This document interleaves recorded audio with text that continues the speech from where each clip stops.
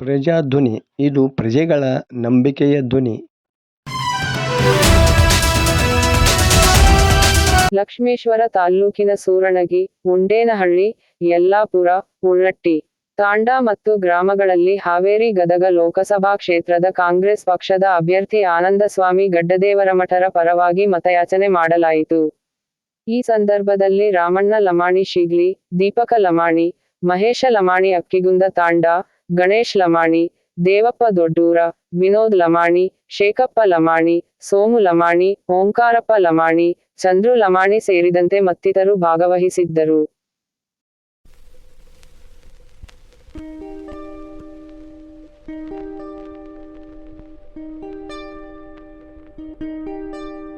ಭಾರತ್ ಮಾತಾ ಕಿ ಜೈ. ಕಾಂಗ್ರೆಸ್ ಪಕ್ಷಕ್ಕೆ ಆನಂದಸ್ವಾಮಿ ಗಡ್ಡದೇವರಮಠರವರಿಗೆ, ಆನಂದಸ್ವಾಮಿ ಗಡ್ಡದೇವರಮಠರವರಿಗೆ. ಭಾರತ್ ಮಾತಾ ಕಿ ಜೈ. ಕಾಂಗ್ರೆಸ್ ಪಕ್ಷಕ್ಕೆ